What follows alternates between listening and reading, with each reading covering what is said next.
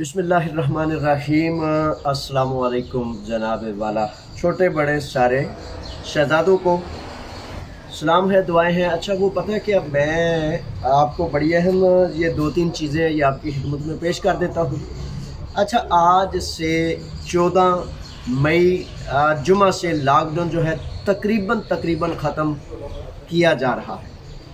अच्छा, इसमें मैं आपको तफसील बता देता हूँ, क्योंकि बड़े सारे शहजादे जिन्होंने मजदूरी के लिए, सफ़र के लिए एक इलाके से दूसरे इलाके में जाना है, मुख्तलिफ मामलात हैं, कामों के मामलात हैं, और इस हवाले से बड़ी सारी चीज़ें हैं। तो ये मैं जो प्रेस रिलीज़ आ गई है, लॉकडाउन तकरीब ख़त्म हो रहा है, तकरीबन इसको कह लें कि ख़ात्मे की तरफ चला गया है। यानी कि आज 14 मई बरोज़ जुमा से SMS करने की कोई ज़रूरत नहीं, ना 13033 पर, ना 13032 पर। यानी कि SMS का मुकम्मल ख़ात्मा कर दिया गया है। लेकिन मास्क वगैरह नहीं उतारना अभी।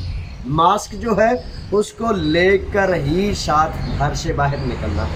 अच्छा, इसमें अब वजाहत करते हुए हुकूमत यूनान के जो ज़िम्मेदारान हैं, नुमाइंदगान हैं, वज़रा वगैरह हैं, उन्होंने वजाहत की है कि 14 मई से ये जो है कर्फ्यू जो रात का है वो 12:30 बजे से लेकर सुबह 5 बजे तक होगा। रेस्टोरेंट, काफेटेरियाज वगैरह जो है आज जुमा से जो है 12:15 बजे रात तक खुल सकते हैं। यानी कि टाइम लिमिट और बढ़ा दी गई है।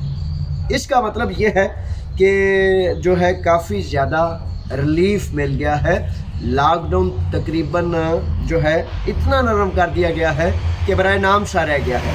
अच्छा, इसमें उन्होंने कहा है, लेकिन रेस्टोरेंट, काफ़ी बार्स वगैरह जो है इसमें म्यूज़िक, जो लाइव म्यूज़िक है, अभी नहीं इजाज़त दी गई। ठीक है जनाब। अच्छा, इसका आगे जो है सफ़र फॉर एग्ज़ाम्पल करना है। सफ़र के हवाले से ये कहते हैं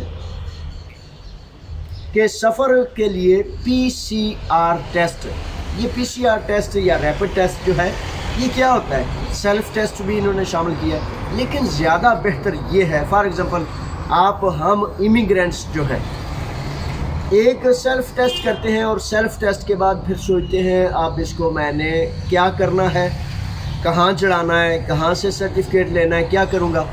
तो इन सारे झंझटों से बचने के लिए, आज भी सुबह एक शहजादे का फ़ोन आया, तो इन सारे झंझटों से बचने के लिए बेहतर ये है कि आप PCR टेस्ट किसी अस्पताल से या किसी प्राइवेट मेडिकल सेंटर से करा के उसकी जो विवेसी है, सर्टिफिकेट है, वो पास कर दें। तो जजीरों पर सफ़र करने के लिए PCR टेस्ट का जो है वो सर्टिफिकेट आपके पास होना चाहिए।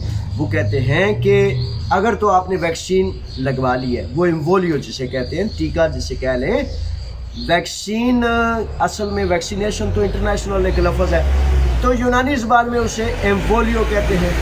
ठीक है जनाब। अच्छा, इसमें वो कहते हैं कि अगर आपने एम्वोलियो करा लिया है तो फिर एम्वोलियो जो है उसका सर्टिफिकेट आप पास है।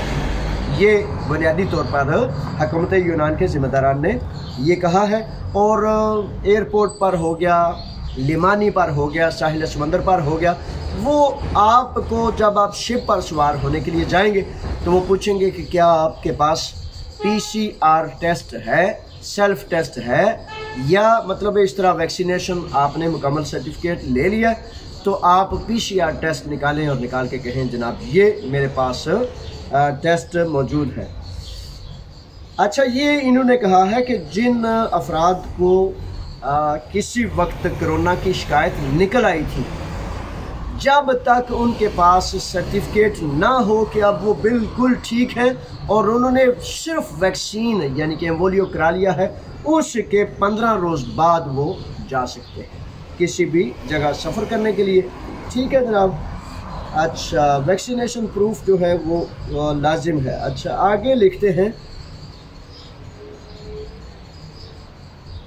कि अगर आपने खुद अपना जो है ऑनलाइन जो है वो सेल्फ टेस्ट किया है और सेल्फ टेस्ट कंप्यूटर पर आपने ऑनलाइन भेजा था, या आपने हॉस्पिटल से किया था या कहीं से किया था, या वैक्सीनेशन आपने कराई थी, तो 15 रोज़ बाद ऑनलाइन एम्वोलियो.gov.gr से भी आप सर्टिफिकेट निकाल सकते हैं।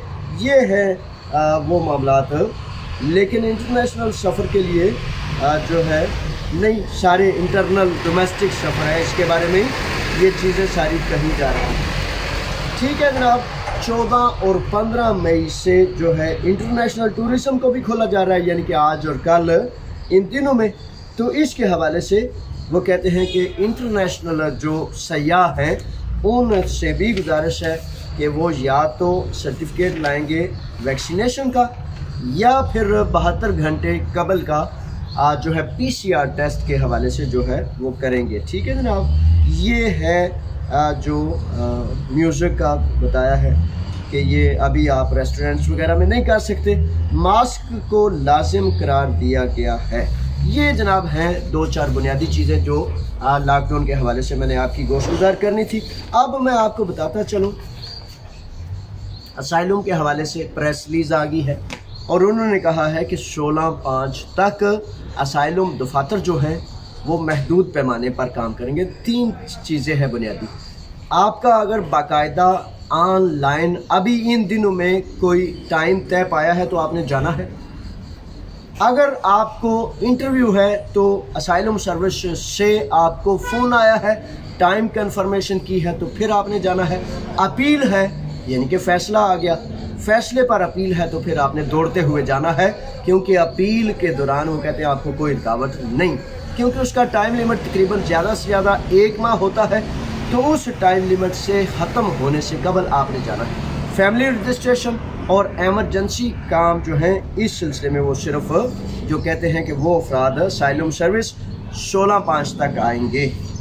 अच्छा, इसमें जो सेंटर्स हैं, सेंटर्स के हवाले से एथन का सेंटर है कातेहा की, अच्छा आलिमोस, पिरियास, कोरिंथोस, हरास्ती कैंप, मेनीदी, अमिगदालेजा, मगरबी यूनान, कोरिंथोस, किसानथी, पात्रास, थेसलोनिकी और लेस्वोस, ये है। ठीक है जनाब, ये बुनियादी चीज़ें। असाइलों में तफसील है कल के प्रोग्राम में भी मैंने बता दी थी, लेकिन हकीकतन ये है थोड़े अल्फाज। अच्छा, 150 यूरो वाले साथी जिनका असाइलम सर्विस वालों का वो एक फिक्रमंदी पड़ी हुई है ना, पता ना कि 150 यूरो लबना है कि नहीं लबना, वो मिल रहा है 5वें और 6ठे माह तक मिल रहा है। अच्छा, 7वें महीने से जुलाई से कहा गया है कि उनको मिलेगा सिर्फ 150 यूरो जो सरकारी रिहाइश में क़याम पजीर होंगे। तो अभी से हाल तलाश कर लेंगे इंशाल्लाह, तो फिर आप जो है सरकारी रिहाइश के लिए दरख्वास्त दे देंगे।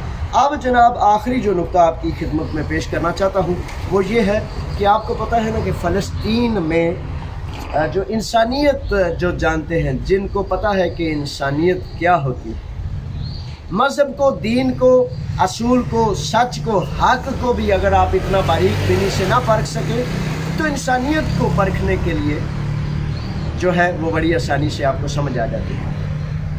एक तकरीबन कुछ रोज़ कबल रमज़ान करीम के, आज ईद का दूसरा रोज़ा है, मेरी तरफ से आपको जो रह गए हैं उनको भी मुबारकबाद जनाब, आप सबको मुबारकबाद। लेकिन है ऐसा कि फ़लस्तीन में वो इसराइल के वो पुलिस वाले, वो फ़ौज वाले, वो जालिम मज़लूम के साथ, नहतों के साथ, नमाज़ पढ़ते हुओं के साथ जो जाके तो अपनी बदमाशी करे, वो गुंडा होता है, वो काबिज़ होता है, वो जालिम होता है। तो उस जुल्म व जबर के ख़िलाफ़ कल बरोज़ हफ्ता दोपहर 5 बजे मेट्रो स्टेशन पानोरमो, ये अम्बिलो की पीछे अगला एयरपोर्ट से अगर आप निकिया वाली ट्रेन पे, मुनस्त्राकी वाली मेट्रो पे बैठेंगे तो ये अम्बिलो की पीछे अगला स्टेशन जो है ये पानोरमो का स्टेशन है।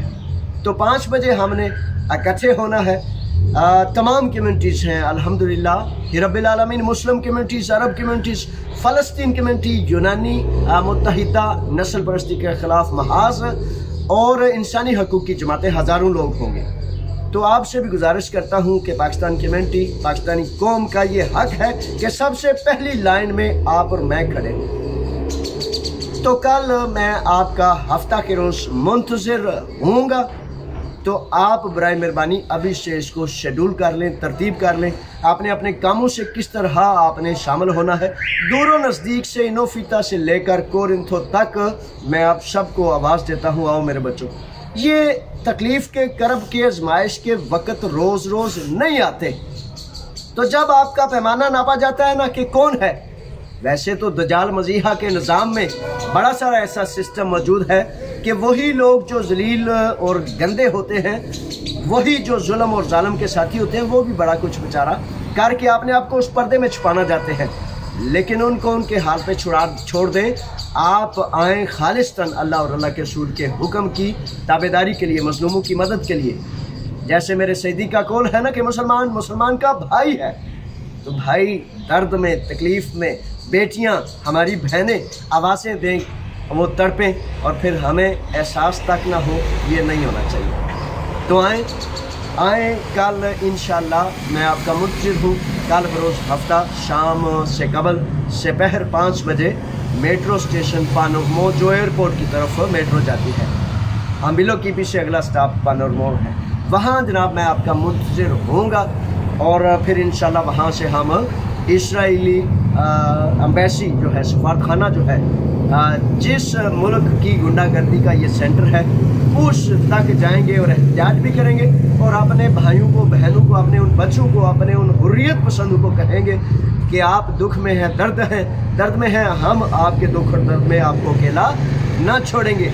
लेकिन है वैसे बड़ी बात कि इतने, एक पासे दुनिया की एक सुपर पावर है, दुनिया की एक बहुत बड़ी ताकत है, और दूसरी तरफ मेरे वो शहजादे, छोटे छोटे नन्हे मुन्ने बच्चे हाथ में पत्थर लेकर नमाज पढ़ते हैं कि अगर किसी गुंडे ने तोप का, बंदूक का निशाना किया तो कम से कम मैं ये पत्थर उसके सर पर मारूंगा। देखें, ये हुर्रियत की, ये गैरत की निशानी है। तो आए उनको कहें कि आपको इस दर्द में, इस दुख में अकेला ना छोड़ेंगे। अल्लाह ताला आपका हामी और नासिर हो। मैं आपका मुंतज़िर हूँ और इंशाल्लाह कल तारीख रकम करेंगे कि हम अपने भाई बहनों को अकेला नहीं छोड़ते। अल्लाह रखा। सलाम अलैकुम।